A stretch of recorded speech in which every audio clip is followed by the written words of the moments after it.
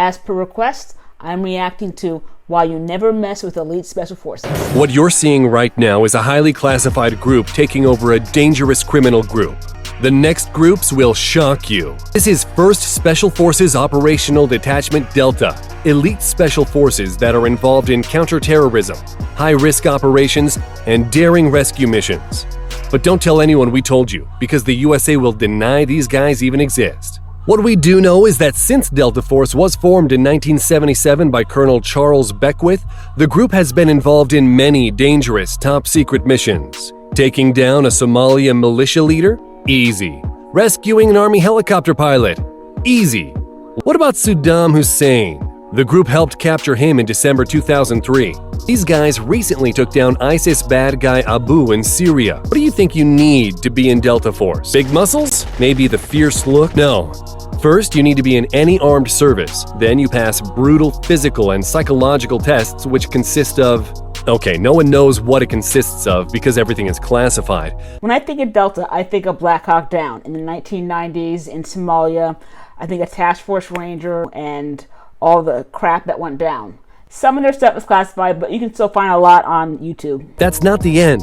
Then you're taught to pass brutal marksmanship and covert tradecraft, CIA tactics like dead drops, where you pass secret information to another agent without getting caught, and other espionage methods during a 6-month-long course. I think that's the most badass special group in the world, until you hear about Russia's Alpha Group. They're terrifying. It's nothing you've heard or seen before. What they've done is the most insane fantasy of a sick person. We just can't mention it. Alpha Group was created in 1974 in response to the Black September attacks at the 1972 Munich Olympics. But it is the group's involvement in a 1985 hostage crisis in Lebanon that earned Alpha Group the reputation of being a vicious but effective counter-terror unit. On September 20th, 1985, the Islamic Liberation Organization took hostage 4 Russian diplomats in Beirut. The terrorists warned Moscow would lose all 4 Soviet captives if their demands were not met. When the terrorists took out one of the diplomats, the time for talk was over, and Alpha Group was sent into action. What really happened is not known, but many stories say that Alpha Group took hostages of their own, relatives of the terror group, and the rest of the details are too gory to tell here. But families of relatives received packages with... You know what was in the packages. As with other special forces around the world, Alpha Group participates in live-fire exercises and are known to shoot at each other, hoping their body armor holds, and shoot back and hit paper targets behind the guy that just shot at them. This is from a video. You can find it on YouTube. It's called Crazy Russian Special Forces Training, I think. I just reacted to that a couple of weeks ago. So I'll put that video right here. These guys are nuts. I mean, this training they do is unbelievable. Said, Alpha Group shooting drills are considered one of the most dangerous in the world. The next group might not be as deadly as the previous one, but they're well known for their brutal training. The Kaibiles are a special operations wing of the armed forces of Guatemala. Sweating and exhausted recruits jump blind from a 33-foot platform into a narrow river and march 12 miles through a grueling uphill course loaded with equipment. Okay, that would suck. You might be thinking, what's the deal? Few years of training and you're okay with it. But do you know that you might be forced to eat dog and snake entrails? What about to be exposed to tear gas? We might offer something more polite. Tear gas?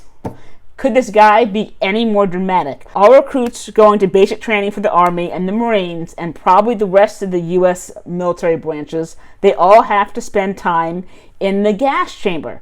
It's a part of our training, and that's something that regular Army soldiers, such as myself, non-special forces, go to and train on almost yearly. I've been to an NBC chamber probably close to a dozen times in my 16 plus years being in the Army. Being exposed to CS gas or tear gas, it's not a big deal. It really isn't. In a class of about 40 candidates, only 7 or 8 make it to the end and become Kaibiles. What about being part of Duvdevan? That's not that bad. Duvdevan, also known as Unit 217, is the Israel Defensive Forces elite undercover counterterrorism unit. What these guys do is something straight out of some game. They're often disguised in Arab civilian clothes to infiltrate terror cells. In 2017 alone, they conducted over 300 successful missions. The training itself isn't easy, but it's nothing like eating dog entrails. It takes 18 months, and during this time you learn Krav Maga and counterterrorism. But that's not the end. After this, remaining candidates receive another month-long advanced inter-unit counterterrorism course. When the unit is confident in the trainee's abilities as a counterterrorism operator, they begin a 4-month undercover course that includes everything from learning the Arabic language and Arabic traditions and blending in with civilian camouflage. Okay, we all know SAS, the famous game. The Special Air Service is an elite unit under the British Army founded in 1941 as a regiment. But have you ever asked yourself, what has SAS actually done? Did you know that it's highly classified? The British government... No, I've never really asked myself that. I am enjoying the music and the song, by the way. I think it fits the video pretty well. Didn't make any comments due to the secrecy and sensitivity of their operation. In the 1980s, they rescued 2 hostages in the 1980 Iranian embassy siege. On August 2, 2000, 11 men from the Royal Irish Regiment were taken hostage by Sierra Leone rebels called the West Side Boys. Some of the hostages were released, but threats were made against the lives of the rest. SAS stepped in and the rebel buildings were cleared and all the remaining hostages were rescued.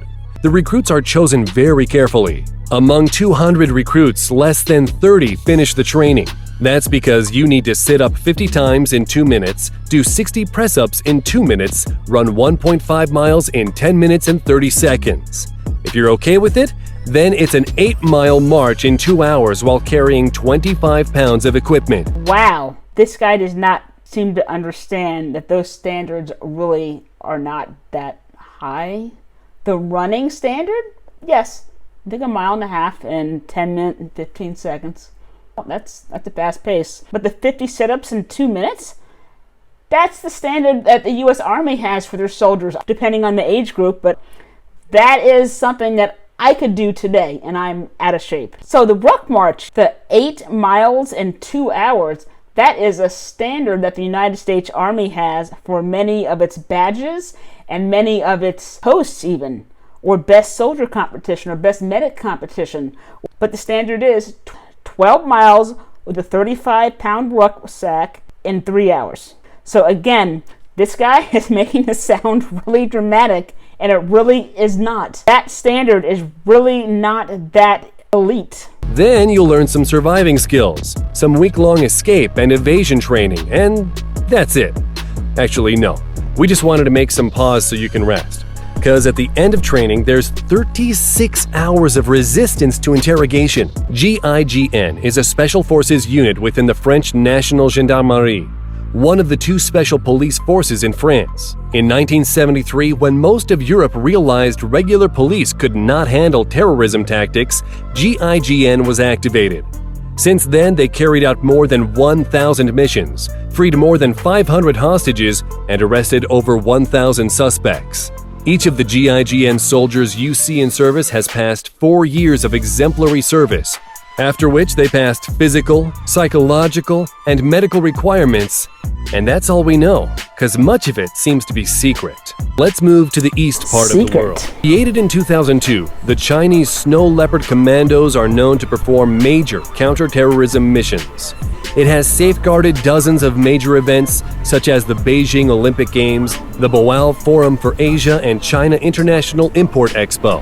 Their training is what makes me wonder how that's even possible.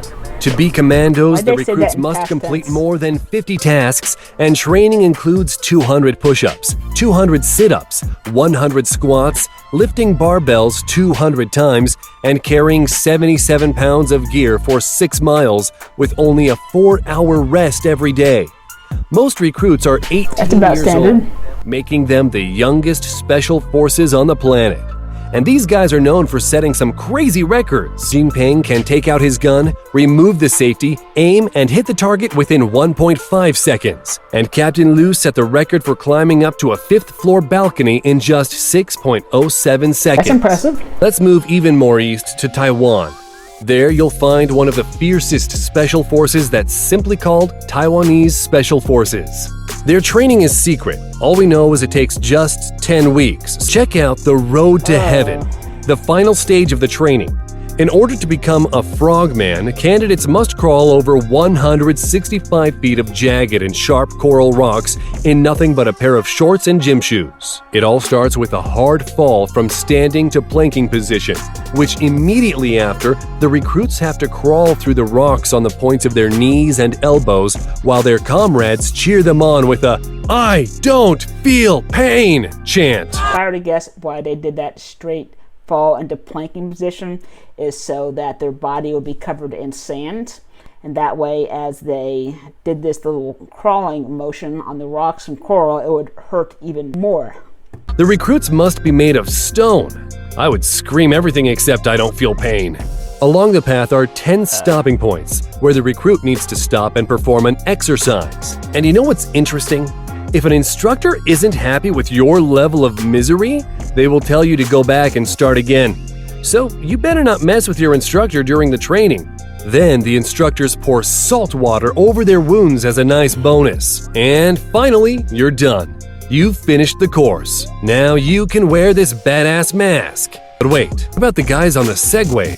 Police officers in Chengdu City, China, have been given Segways as a greener and more efficient way to patrol the city's Chunqi Road shopping district.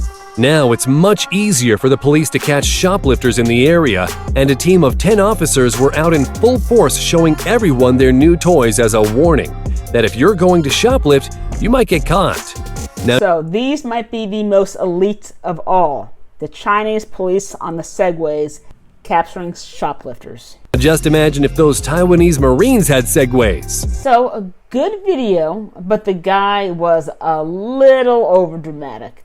Okay, let's just be honest, he was very dramatic. You know what? It was still fun.